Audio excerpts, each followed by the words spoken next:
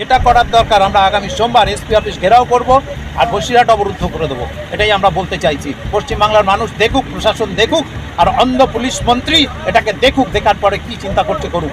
কিন্তু আমরা বলতে চাচ্ছি যে সন্দেশ গতকাল শুক্রবার কার্যত অগ্নিগর্ভ পরিস্থিতি তৈরি হয়েছিল সন্দেশখালীতে। শাহজাহানের ঘনিষ্ঠ শিবু হাজরা ও উত্তম সর্দারের বিরুদ্ধে রাগে ফুঁসছেন সন্দেশখালীর এক অংশের মানুষ। পাল্টা শিবু হাজরা দলকেও এলাকা দখল নিতে দেখা গিয়েছে। এহেন উত্তপ্ত পরিস্থিতির মধ্যে জারি হয়েছে 144 ধারা। প্রচুর পুলিশ ফোর্স মোতায়েন রয়েছে সন্দেশখালীতে। এর মধ্যে এলাকায় প্রবেশে বাধা পেলেন বিজেপির প্রতিনিধি দল। বিজেপি প্রতিনিধি দলকে সন্দেশখালীর রামপুর এলাকায় আটকে দেওয়া হয়। পুলিশের দাবি, এলাকায় তারা প্রবেশ করলে পরিস্থিতি আরো খারাপ হতে পারে। বিজেপি নেত্রী অর্চনা মজুমদার আরো বলেন, পুলিশ শেখ শাহজাহানকে ধরতে পারছে না, অথচ যেদিন রাজ্য সভাপতি সুকান্ত মজুমদার এলেন পুলিশ কেস দিয়ে দিল।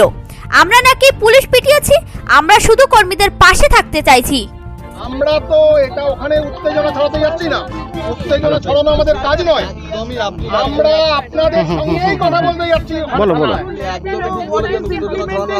ছবি ঢুকছে যাচ্ছে, অ্যাড্রেসে বসিয়ে দিয়েছি, চলে যাচ্ছে, বসানো আছে বসা। ইনি সাথে সাথে পুলিশ, আর তার জন্য সাধারণ আমাদের যে কর্মী কার্যকর্তাদের বিরুদ্ধে কেস দিয়েছে, তাদের সঙ্গে তাদের উপর অত্যাচার চালাচ্ছে রাত্রের অন্ধকারে। তাদের সঙ্গে দেখা করতে চেয়েছিলাম, কথা বলতে চেয়েছিলাম, কিন্তু সেটুকু সুযোগও আমাদেরকে দেওয়া হলো না। আপনাদের ফিরিয়ে দেওয়া হলো? আমাদেরকে ফিরিয়ে দেওয়া হলো। এর জন্যে সন্দেশখালীর মানুষের সমর্থনে, আমাদের কার্যকর্তাদের সহযোগিতার জন্যে যেটা করার দরকার আমরা আগামী সোমবার এসপি অফিস ঘেরাও করব আর বসিরহাট অবরুদ্ধ করে দেবো, এটাই আমরা বলতে চাইছি। পশ্চিমবাংলার মানুষ দেখুক, প্রশাসন দেখুক, আর অন্ধ পুলিশ মন্ত্রী এটাকে দেখুক, দেখার পরে কি চিন্তা করছে করুক।